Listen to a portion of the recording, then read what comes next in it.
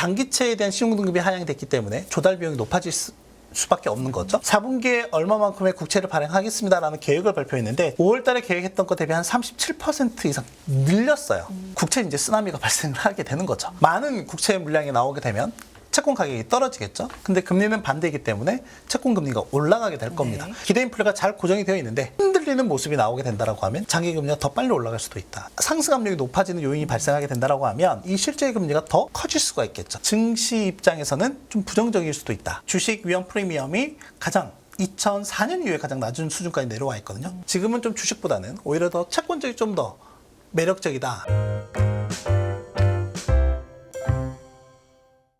미래에셋증권 디지털 리서치팀의 김석환 선임연구위원 모십니다. 안녕하십니까? 안녕하십니까? 네, 바로 들어가 볼까요? 네. 이번 주에는 경제 지표나 주요 일정 어떤 걸 좀 보면 좋을까요? 일단 가장 중요한 거는 그 목요일 날 발표가 될 예정인 소비자 물가 지수가 되지 않을까 생각이 되고요. 네. 일단 자료화면을 통해서 한번 살펴보시면 네. 일단 목요일에 소비자 물가 지수가 발표가 되고요. 그 전후로 해서 중국의 물가 지수 그리고 이제 미국의 생산자 물가 지수까지 좀 발표가 된다라는 점을 좀 참고해서 보시면 될 것 같고요.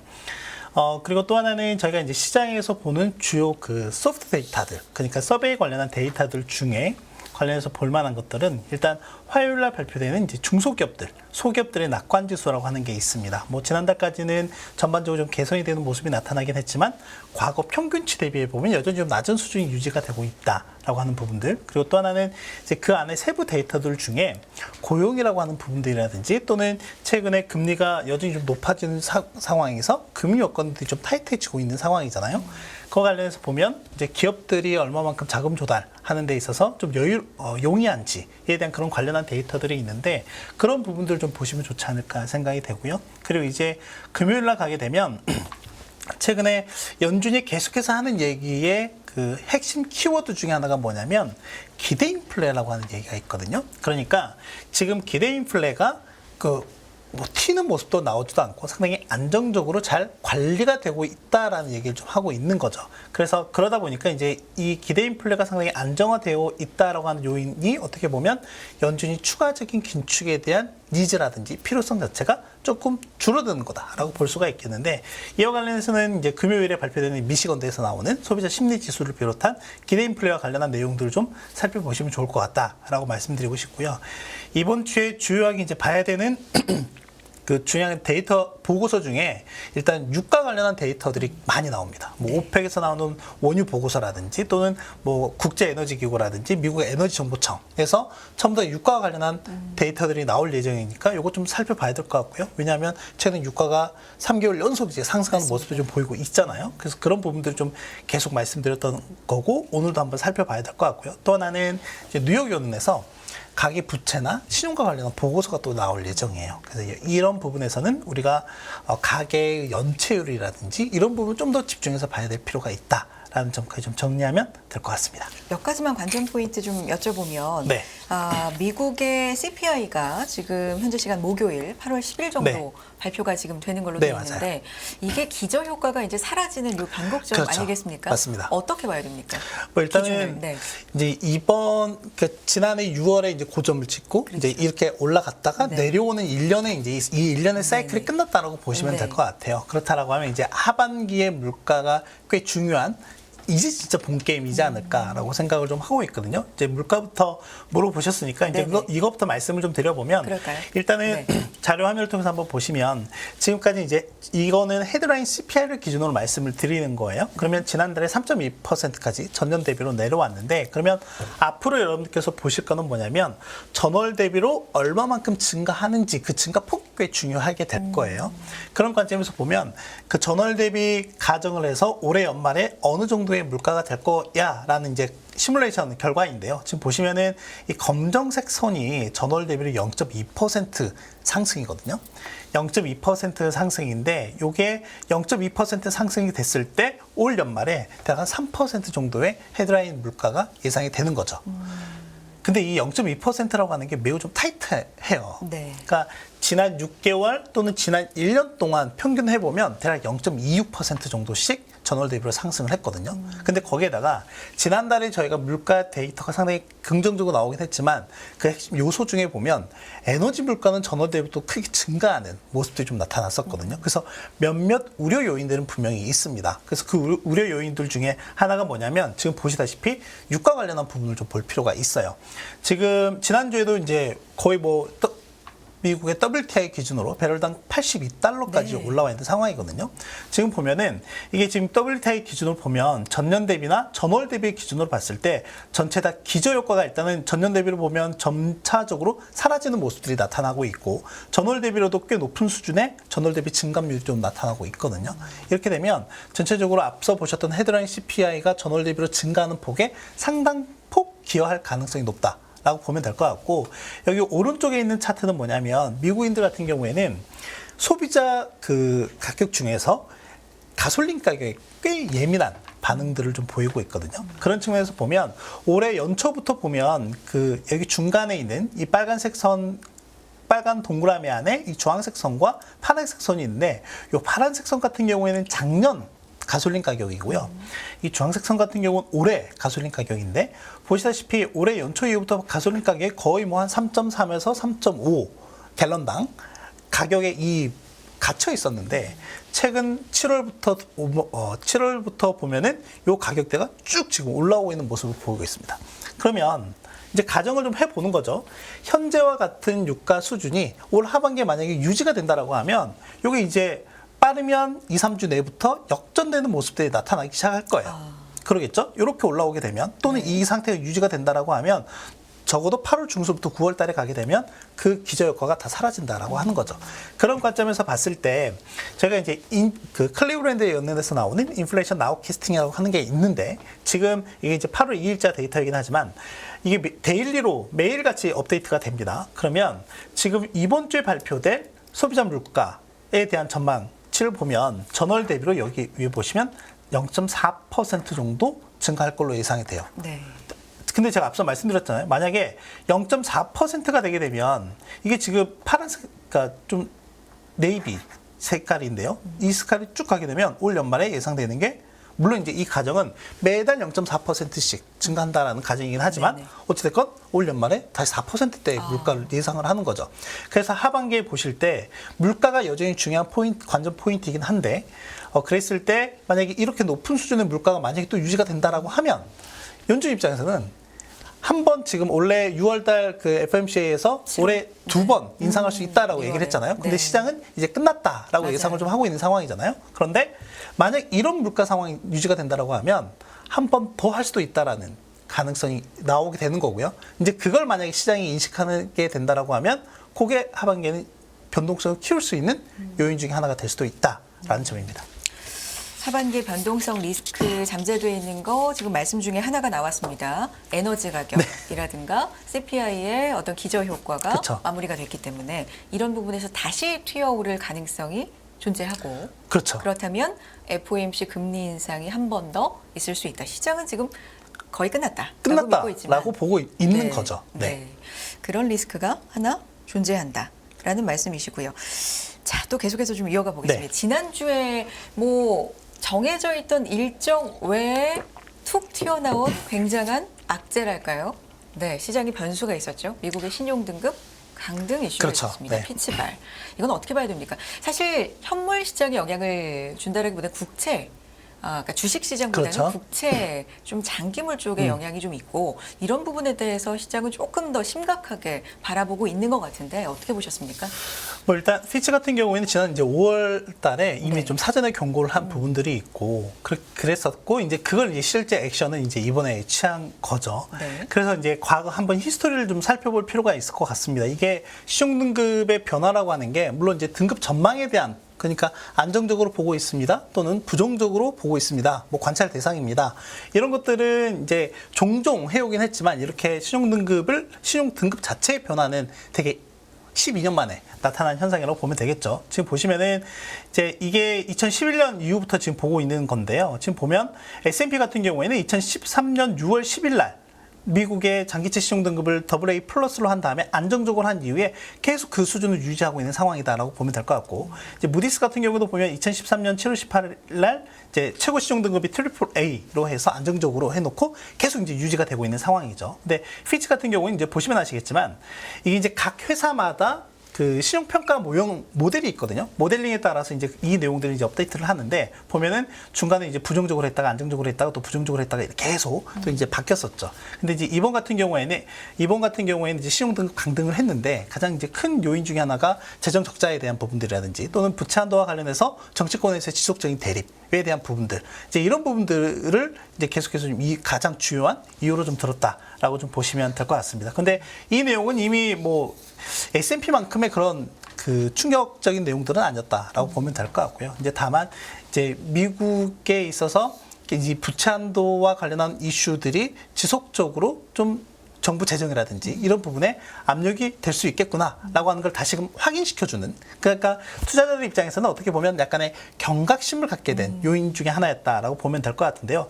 이제 이런 부분들을 보면 이제 왜 그렇게 보냐면, 지금 미국의 이제 의회 예산국이라고 하는 곳이 있습니다. 여기에서 이제 장기적으로 미국의 재정이 어떻게 될 것 같다라는 부분들을 전망을 하고 있는데, 보시면 아시겠지만 약간 좀 개선이 되다가 계속해서 재정이 악화되는 걸로 예상을 좀 하고 있는 상황이라고 보면 될 것 같아요. 네. 이게 지금 2053년까지 아주 먼 기간이긴 하지만 GDP 대비 대략 마이너스 10%까지 10%까지 확대될 걸로 예상을 좀 하고 있는 상황이고, 근데 이제 문제는 뭐냐면 이런 부분들이 이제 문제가 되는 거죠. 뭐냐면 이게 지금 부채가 있으면 공짜로 하는 거 아니잖아요. 그렇죠. 당연히 이제 비용을 지불해야 되는데 이제 이런 것들이 부담이 된다 이거죠.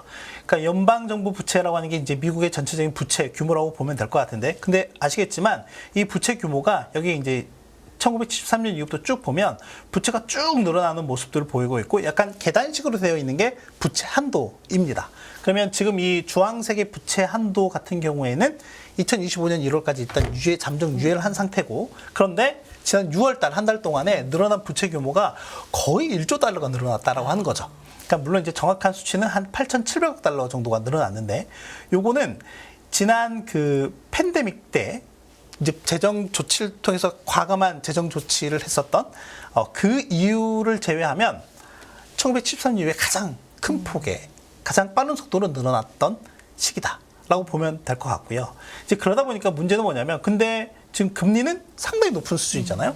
그러니까 이 이자 비용이 보이시나요? 과거에 보면 보통 그냥 평균치가 대략 이렇게 올라왔다라고 보면 이 평균치의 2배가 넘는 속도로 지금 이렇게 팍 늘어났잖아요. 네. 그러니까 이게 엄청난 부담이 될 수도 있다라고 하는 거고, 일각에서는 부채 함정에 대한 걱정도 하고 있는 상황이라고 보면 될 것 같고요. 이게 GDP 대비 이자 비용으로 보면 이제 명목단으로 보면은 이제 99년 이후에 가장 높은 수준이고요.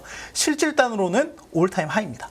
역대 가장 높은 수준까지 올라와 있는 상황이다라고 보면 될 것 같아요. 이제 이런 부분들이 궁극적으로 시장에 미치는 영향 중에 하나가 뭐냐면, 장기 금리를 끌어올릴 수 있는 요인이 된다라고 하는 거죠. 장기 금리를 끌어올릴 수 있는 요인이 된다. 그러니까 어떤 측면에서 보면 일단 첫 번째는 장기채에 대한 신용등급이 하향이 됐기 때문에 조달 비용이 높아질 수밖에 없는 거죠. 이제 그게 첫 번째고, 두 번째는 재무부가 딱 때마침 지난주에 3분기, 그러니까 전체 그 달력상으로 3분기이고요. 미국 회계연도 기준으로는 4분기거든요. 이제 9월 말에 끝나니까 4분기에 얼마만큼의 국채를 발행하겠습니다라는 계획을 발표했는데, 지금 여기 보시면 지난 5월 달에 계획했던 것과 이번 7월 달에 계획한 내용을 보면 5월 달에 계획했던 것 대비 한 37% 이상 늘렸어요. 그러면 국채 이제 쓰나미가 발생을 하게 되는 거죠. 많은 국채 물량이 나오게 되면 채권 가격이 떨어지겠죠. 근데 금리는 반대이기 때문에 채권 금리가 올라가게 될 겁니다. 네. 이 두 가지 요인이 일단 이제 콜라보를 하고 있는 상황이다라고 보면 될 것 같습니다. 근데 여기에다가 혹여나 나중에 아까 말씀드렸던, 서두에 말씀드렸던 기대 인플레가 잘 고정이 되어 있는데, 요게 만약에 흔들리는 모습이 나오게 된다라고 하면, 요거까지 만약에 가세하게 된다라고 하면 장기 금리가 더 빨리 올라갈 수도 있다라고 하는 거죠. 근데 이게 이제 주식시장에 주는 인사이트는 이거거든요.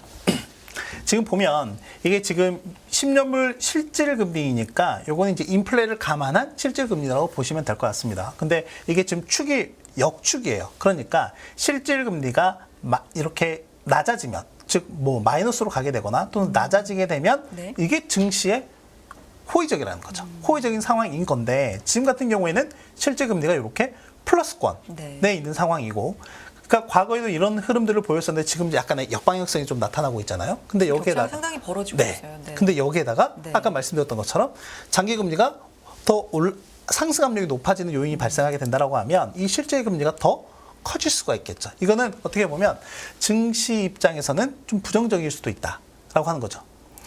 어떻게 보면 이제 유동성 환경이 조금 악화되는 상황이 발생할 수밖에 없는 거니까요. 이제 이런 부분들을 좀 앞으로 좀 눈여겨 봐야 될 것 같습니다.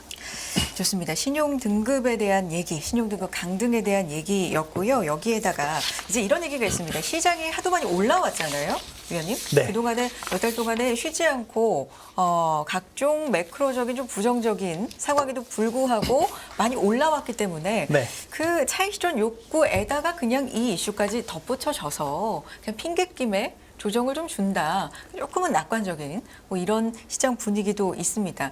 근데 지금 뭐 실적 발표도 한창이기 그렇죠. 때문에 네. 이걸 맞물려 좀 봐야 될 것 같습니다. 여러 가지 좀 볼까요? 실적 중간 점검 한번 해볼까요? 거의 근데 일단 마무리 단계잖아요. 거의 이제 마무리 네. 단계라고 보시면 될 것 네. 같고요. 지난주 목요일에 장마감 후에 이제 애플과 아마존 이제 실적 그렇죠. 발표를 했고, 이제 8월 중순경에 유통 소매 업체들을 중심으로 해서 실적 발표가 마무리가 되면 이제 네. 거의 이제 끝났다라고 좀 보면 될 것 같은데, 그러니까 지금 실적 시즌에 거의 뭐 8부, 9부 능선까지 넘어왔다라고 네. 보면 될 것 같습니다.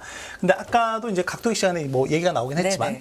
그 이익단은 걱정이 안 되는 상황이긴 해요. 지금 보시다시피 이게 미국 기업들의 어닝 서프라이즈 비율이거든요. 그러니까 이게 보면 검정색 선이 실제 발표한 거고요.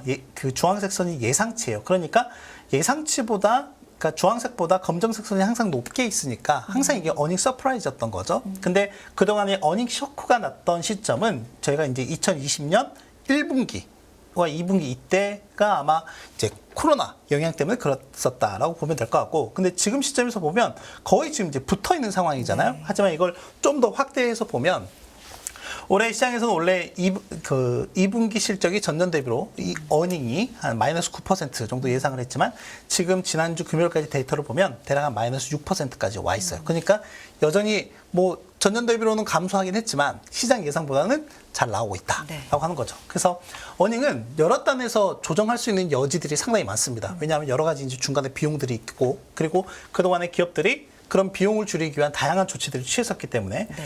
근데 이제 중요한 게 여기 서프라이즈 비율을 좀 보실 필요가 있습니다. 여기 어닝 그 매출 서프라이즈 비율이 지난 5년 평균 대비 좀 하회하고 있는 모습이 좀 나타나고 있거든요.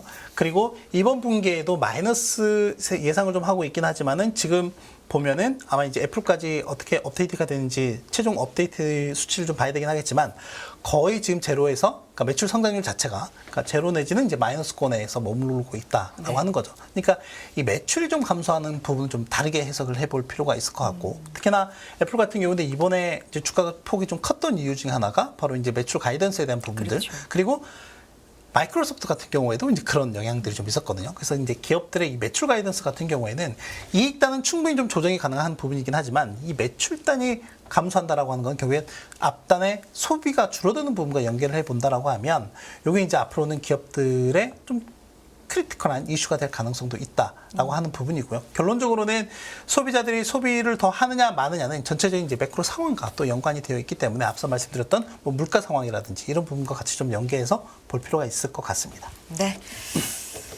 좋습니다. 위원님 지금 저희가 한정된 시간에 네. 많은 얘기를 듣고 싶어서 좀 여러 가지를 여쭙는데 일단 이 부분 좀 요약을 해주시고요. 네. 그래서 시장에서는 지금 매력도가 높아지고 있는 상황입니까? 아니면 조심을 할 사항들이 점점 늘어가고 있습니까?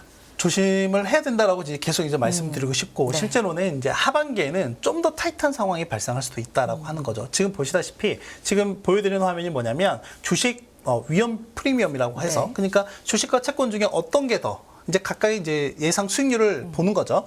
비교하는 겁니다. 이걸 비교하는 건데, 그랬을 때 지금은 주식을 하는 게 매력적이 아니면 또는 채권을 투자하는 게 매력적이야 라고 봤을 때 지금 금리 레벨이 보면은 2001년 이후에 가장 높은 수준까지 올라와 있는 상황이기 때문에 보시다시피 이 주식 위험 프리미엄이 가장 2004년 이후에 가장 낮은 수준까지 내려와 있거든요. 이 말인즉슨 지금은 좀 주식보다는 오히려 더 채권적이 좀 더 매력적이다라고 하는 얘기를 하고 있는 거죠. 그러면 실제로 이걸 뒤집기 위해서는 채권이 보장하는 그 수익률 이상만큼의 퍼포먼스가 보장이 되어야 하는데 그렇죠. 뭐 아시겠지만 주식시장 같은 경우에는 워낙 변동성이 큰 부분들이 좀 있기도 하고 그렇기 때문에 그런 관점에서 본다라고 하면 이 단순하게 이 수치만 놓고 보면 일단 채권 쪽에 좀 더 매력적이다라고 하는 거고 앞서 뭐 여러 가지 요인들을 말씀드리겠지만 이 채권 쪽의 수익률 좀 더 올라갈 여지도 분명히 좀 존재하고 있는 상황이다라고 보면 될 것 같고요.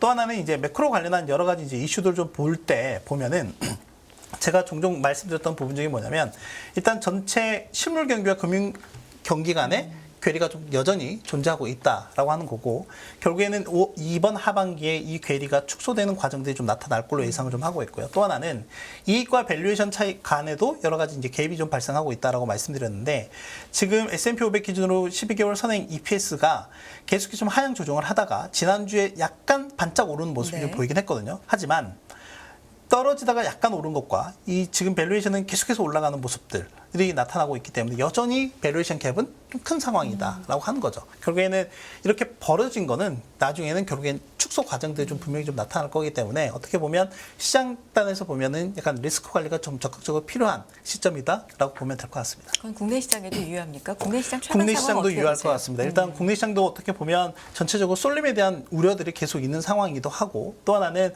원래 저희가 이제 가장 국내 시장에서 키 인디케이터는 수출이라고 보고 있는 상황이잖아요. 근데 그리고 이제 그 수출 내에서 반도체와 관련한 부분들을 보는 건데 제가 한번 비교를 해볼 필요가 있습니다. 지금 최근에 반도체 일부 기업들도 보면 그 신고가를 경신하고 있는데 2017년, 18년 상황과 비교해 볼 필요가 있어요. 그때는 반도체에서도 보면 영업이익률이 30%, 40%가 넘어갔거든요. 지금은 적자예요.